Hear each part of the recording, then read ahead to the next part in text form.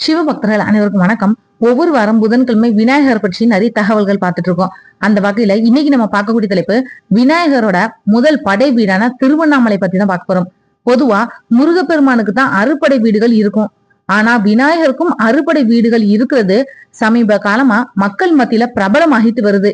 விநாயகரோட முதல் படை வீடான திருவண்ணாமலை அண்ணாமலையார் ஆலயத்துல நீங்க திரும்பின திசையெல்லாம் விநாயகரோட சிலையை பார்க்க முடியும். அந்த அளவுக்கு விநாயகர் திருவண்ணாமலை தளத்துல நிறைஞ்சு போய் இருக்காரு. இதோட பின்னணியில ஒரு சுவாரஸ்யமான கதையும் சொல்லப்படுது. திருவண்ணாமலையில அருணகிரிநாதர் சுவாமிகள் வசிச்சு வந்த காலத்துல சம்பந்தாண்டான் அப்படின்றவனும் வசிச்சுட்டு வந்தான். இவன் காளி உபாசகரா திகழ்ந்தான். காளி அவங்கிட்ட பனியால் போல கட்டுப்பட்டு கிடந்தான். இதனால அவன் செருக்கோட யாரையுமே மதிக்காம இருந்தான். பல பேரை கொடுமையும் செஞ்சான். இதனால விநாயகர் ஆவேசம் கொண்டு அவனை அழிச்சிட்டாரு. அப்போ சம்பந்தாண்டான் உடல்ல இருந்து சிதறின ரத்த துளிகள்ல இருந்து அசுரர்கள் எல்லாம் தோன்றினாங்க. இத தடுத்து நிறுத்த சம்பந்தானோட ரத்தம் முழுவதையும் அள்ளி விநாயகர் தன்னோட உடல்ல பூசிக்கிட்டாரு. இத பக்தர்களுக்கு உணர்த்துறதுக்காக திருவண்ணாமலை தளத்துல விநாயகருக்கு செந்தூரமும் பூசப்படுது. சித்திரை பிறப்பு, விநாயகர் சதுர்த்தி, திருக்கார்த்திகை மற்றும் தை மாதத்துல ஒரு நாள் அப்படின்னு வருஷத்துல 4 நாட்கள் மட்டும் இவருக்கு செந்தூரம் சாத்தக்கூடிய வைபவமும் நடக்குது. அதே மாதிரி திருவண்ணாமலை தளத்துல நடக்கக்கூடிய முக்கியமான விழாக்கள் அனைத்துக்குமே இந்த சம்பந்த விநாயகரை பூஜித்ததுக்கு அப்புறமா தான் விழாவே தொடங்குது. விநாயகர் சதுர்த்தி தினத்தன்னைக்கு இரவு 7:30 மணிக்கு விநாயகர் புறப்பாடு இந்த சன்னதியில இருந்துதான் புறப்படுது.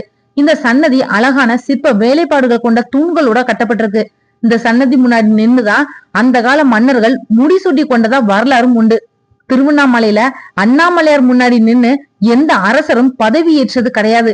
அதே மாதிரி இந்த தளத்துல பூரண கும்ப மரியாதையோ பரிவட்டம் கட்டுறதோ நல்லது கிடையாது அப்படின்ற கருத்தும் உண்டு. காலம் காலமா பக்தர்கள் மத்தியில இது தொடர்பான பயம் இருக்கிறதுனால சம்பந்த விநாயகர் முன்னாடி வந்து எல்லாத்தையும் செஞ்சுக்குவாங்க. அந்த காலத்துல பிரச்சனைகள் ஏதாவது வந்தது அப்படின்னா சம்பந்த விநாயகர் முன்னாடிதான் சத்தியம் வாங்குவாங்களாம். இதனாலதான் இன்றளவும் சம்பந்த விநாயகர் தனித்துவத்தோட திகழ்றாரு. இவரை மாதிரியே யானை திரை கொண்ட விநாயகருக்கு தனி சிறப்பு உண்டு. ஒரு சமயம் ஆந்திராவை சேர்ந்த அரசர் ஒருத்தர் திருவண்ணாமலையை முற்றுகையிட்டு போரிட்டு கைப்பற்றினாரு. அன்னைக்கு இரவு அவர் திருவண்ணாமலையில தன்னோட படை வீரர்களோட தங்கி இருந்தாரு. அப்போ அவருக்கு ஒரு கனவு வந்தது. யானை ஒன்று தன்னையும் தன்னோட படை வீரர்களையும் அடிச்சு விரட்டுறது மாதிரி ஒரு கனவு கண்டாரு. அதிர்ச்சியோட விழித்து எழுந்த அவர் இத பற்றி விசாரித்தாரு. அப்போ திருவண்ணாமலை தளத்துல இருக்கக்கூடிய தல விநாயகர் தான் அவரோட கனவுல வந்தது அப்படின்னு தெரிய வந்தது. உடனே அந்த அரசர் தன்னோட யானை படை அனைத்தையுமே அந்த விநாயகருக்கு காணிக்கையா செலுத்திட்டு மன்னிப்பும் கேட்டுட்டு போனாரு. இதனால அந்த தல விநாயகருக்கு யானை திரை கொண்ட விநாயகர் அப்படின்ற பெயரும் வந்தது. கிளி கோபுரம் கிட்டக்க சின்ன குகை போன்ற சன்னதியில நின்ற கோலத்துல இந்த விநாயகர் அருள் கொடுத்துட்டு வர்றாரு. சிவகங்கை தீர்த்தம் கிட்டக்க இருக்கக்கூடிய சர்வ சக்தி விநாயகருக்கும் தனி சிறப்பு உண்டு. இவரை நகரத்தார்கள் பராமரிச்சுட்டு வருவாங்க. அதே மாதிரிதான் ஆலயத்தோட 2ஆம் பிரகாரத்துல மேற்கு திசையில தென்மேற்கு மூலையில இருக்கக்கூடிய சேத்திர விநாயகரும் குறிப்பிடத்தக்கவர். கண்டராதித்த சோழ மன்னனோட மனைவி செம்பியன் மாதவியால இந்த விநாயகர் உருவாக்கப்பட்டாரு. ஒரு தடவை கும்பாபிஷேகத்தப்போ அண்ணாமலையாருக்கு அடுத்தபடியா இந்த விநாயகருக்கு தான் முதல்ல அபிஷேகமும் செய்யப்பட்டது. இந்த விநாயகர் பலகை கல்ல செய்யப்பட்டவர். 3ஆம் பிரகாரத்துல மடப்பள்ளி கிட்ட இருக்கக்கூடிய பொட்டு கட்டும் விநாயகரும் வரலாற்று சிறப்புடையவர். அந்த காலத்துல இவர் முன்னிலையில தேவதாசிகள் தங்களை கோவில் தொண்டுக்குன்னு அர்ப்பணிச்சுக்குவாங்க. இந்த அர்ப்பணிப்புக்கு பொட்டு கட்டுதல் அப்படின்னு பெயர். அதனாலதான் இந்த விநாயகருக்கு பொட்டு கட்டும் விநாயகர் அப்படின்ற பெயரும் நிலைச்சிடுச்சு. திருவண்ணாமலை ஆலயத்துக்குள்ள மட்டும் கிடையாது, ஊருக்குள்ளேயும் மலை சுற்றும் பாதையிலும் ஏராளமான விநாயகர்கள் இருக்காங்க. ஊருக்குள் தேரடி வீதிக்கும் கொசமட தெருவுக்கும் இடையில ரேடியோ கிரவுண்ட் பகுதியில முத்தம்மை விநாயகரும் இருக்காரு. அருணகிரிநாதரோட தாயார் முத்தம்மை இந்த விநாயகரை வணங்கினதுனால இதுக்கு முத்தம்மை விநாயகர் அப்படின்ற பெயர் ஏற்பட்டதா சொல்றாங்க. அதே மாதிரி கிரிவல பாதையில தலை திருக தனம் கொடுக்கக்கூடிய விநாயகர், இடுக்கு பிள்ளையார் அப்படின்னு நிறைய விநாயகர் இருக்கிறாங்க.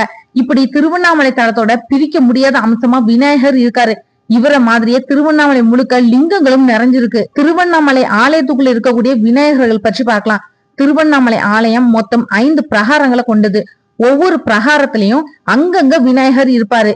5ஆம் பிரகாரத்துல ராஜகோபுரத்துல செல்வ கணபதி, கம்பத்து இளையனார் சன்னதிக்குள்ள இருக்கக்கூடிய ஸ்ரீ கணபதி, சர்வசக்தி விநாயகர் சன்னதி, கோபுரத்து இளையனார் சன்னதிக்குள்ள இருக்கக்கூடிய ஸ்ரீ விநாயகர், கல்யாண சுந்தரேஸ்வரர் சன்னதிக்குள்ள இருக்கக்கூடிய விநாயகர், உச்சி பிள்ளையார், வன்னிமர விநாயகர், தனி மரத்தடியில அமர்ந்திருக்கக்கூடிய கும்பாபிஷேக விநாயகர் அப்படின்னு 8 விநாயகர்களை நம்ம பார்க்கலாம். 4ஆம் பிரகாரத்துல பிரம்ம தீர்த்தம் கிட்டக்க ஸ்ரீ கணபதி மற்றும் கிளி கோபுரம் கிட்டக்க யானை திரை கொண்ட விநாயகர் அப்படின்னு 2 விநாயகர்கள் இருக்கிறாங்க.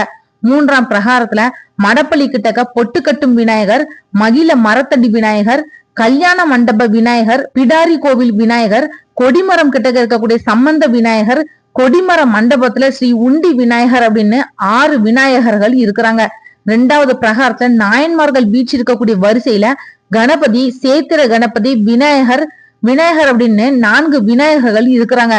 கருவறையை சுற்றி முதல் பிரகாரத்துல கோஷ்டத்துல ஒரு விநாயகர் இருக்காரு. உண்ணாமலை அம்மன் சன்னதி வாசல்ல விஜயராகவ விநாயகர் இருக்காரு. அடுத்து மண்டபத்துல விநாயகர், ஸ்ரீ கணபதி, விநாயகர்கள் அப்படின்னு மொத்தம் 7 பேர் இருக்காங்க. அம்மன் கருவறை கோஷ்டத்துல தனங்களோட ஸ்ரீ கணேவியும் காணப்படுறாரு.